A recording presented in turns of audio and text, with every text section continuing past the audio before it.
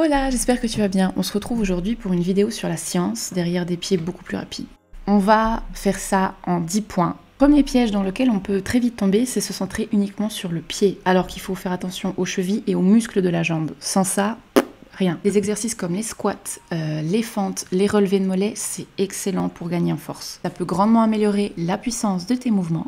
Et sans cette puissance-là, tu peux pas faire des escobias précises et explosives. Deuxièmement, il ne faut pas sous-estimer l'importance des exercices de pliométrie. C'est un mot très compliqué pour parler du pliage de jambes que tu fais quand tu vas faire des grands sauts. Donc ça peut être les box jump quand tu sautes sur un truc un peu plus haut, ou les sauts en longueur. Ça aussi, c'est très bon pour les exercices de pliométrie.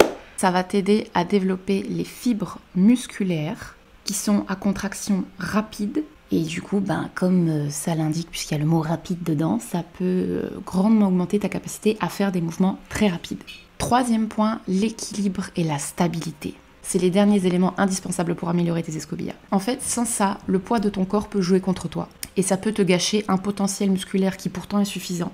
Donc c'est très dommage. Du coup, par exemple, il est impossible de changer de direction rapidement si tu n'as ni équilibre ni stabilité. Je te conseille de travailler avec un balance board. C'est très rigolo à faire sobre, bien évidemment, où tu peux faire des squats sur une seule jambe. Ça, c'est pas mal aussi, niveau exercice. Un peu plus spécifique en quatrième point, tu peux créer des combos spéciaux avec le pas qui te met en difficulté pour répéter. En fait, je te conseille de décortiquer le pas le plus lentement possible avant de le répéter, puis tu le corses progressivement au fur et à mesure que tu chopes de la force, de la vitesse, etc. Les chats, s'il vous plaît. Tu peux le corser en le changeant de côté, en doublant sa vitesse, en la triplant, ce que tu veux. Il faut que tu...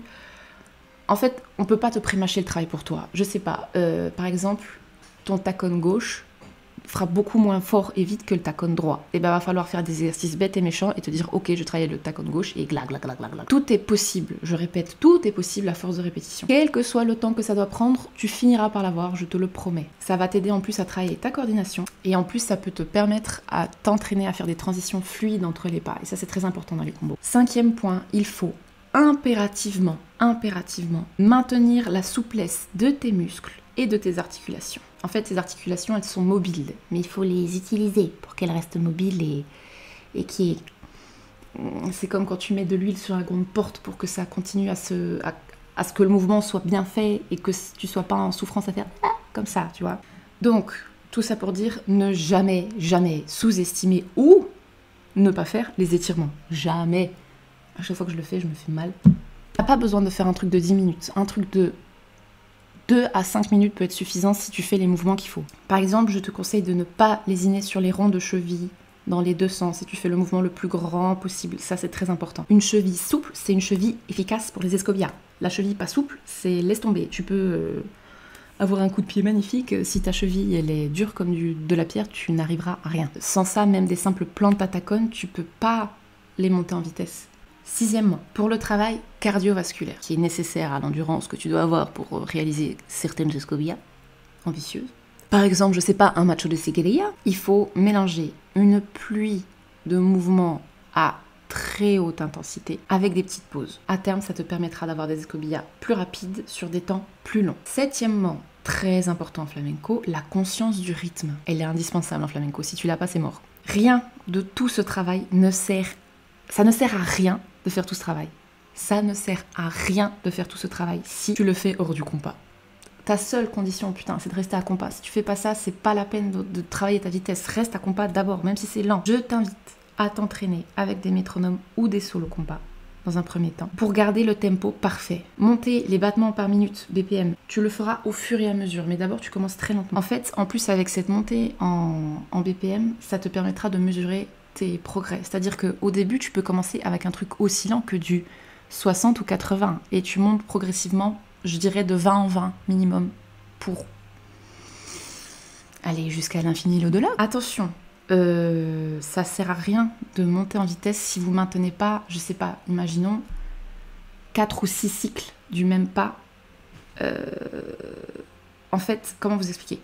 Imaginons que vous faites des subidas. S'il y a un cycle où vous faites bien, 2 cycles où vous allez trop vite et un cycle où vous râlez à nouveau à la bonne vitesse, ça ne sert à rien d'augmenter. Il faut que vous mainteniez la même vitesse, la même puissance sur les 2 cycles, ou 3 ou 4, ok ?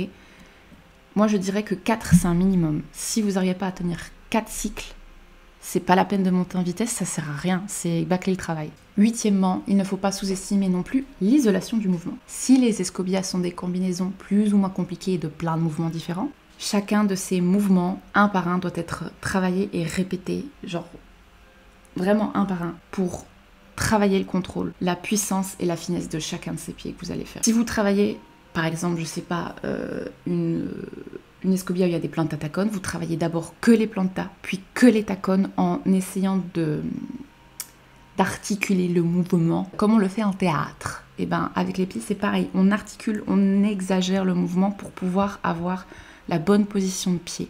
Évidemment, plus vous allez monter en vitesse, moins vous allez pouvoir l'articuler, mais plus vous l'articulez exagérément lentement, plus vous allez le faire avec maîtrise quand vous allez augmenter de vitesse. Vous voyez ce que je veux dire? Évidemment, quand vous travaillez l'isolation du mouvement, par exemple le planta ou le tacone, on n'oublie pas de garder le torse bien droit et de travailler sa posture. Ça sert à rien de faire des planta tacones si vous êtes comme ça. Au-delà de ça, ça vous permet de ne pas vous blesser, de maintenir la bonne position.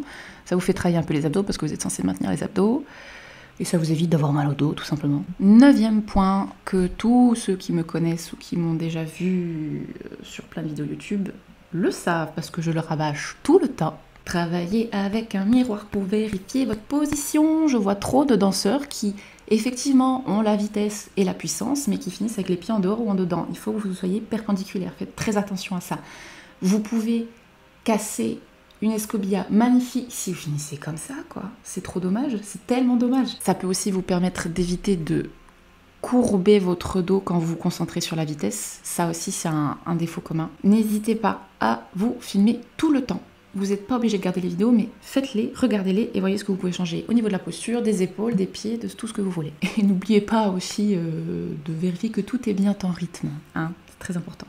10e et dernier point / conseil, que vous soyez débutant, intermédiaire ou avancé, faites des cours et des stages de flamenco. Non seulement parce que vos enseignants peuvent vous guider et vous aider à avoir le petit détail qui change tout, mais aussi pour élargir votre répertoire. En fait, plus vous diversifiez vos mouvements, plus vous allez pouvoir réaliser n'importe quelle escobilla rapidement. C'est-à-dire que si vous avez un prof qui fait tout le temps le même type d'escobilla, si un jour vous allez en Espagne pour, je sais pas, le Festival de Jerez, et que vous tombez sur un prof qui a des pieds que votre prof n'a jamais fait, vous allez avoir un petit peu plus de mal. C'est pour ça que je vous conseille, si on essaie de rester financièrement, comment dire, raisonnable, je vous conseillerais, vous faites des cours à l'année, sur le temps scolaire, et vous essayez de partir en Espagne, en Andalousie, si possible. Et vous essayez de prendre des cours avec des profs différents à chaque fois. C'est ça qui est bien dans les festivals, c'est ça qui est bien dans certaines écoles parce que vous avez tout plein de profs différents qui ont des styles très différents. Non seulement ça vous aide à avoir des escobillas plus rapides, mais en plus ça vous aide à piocher ici et là pour faire votre propre style et ça c'est... Voilà, j'espère que cette vidéo vous a plu.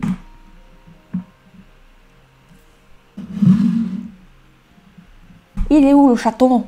Merci d'avoir regardé cette vidéo. Si vous avez des questions, n'hésitez surtout pas à les poser. Je me tiens à votre disposition pour y répondre. Je vous fais des gros bisous et je vous dis à la prochaine.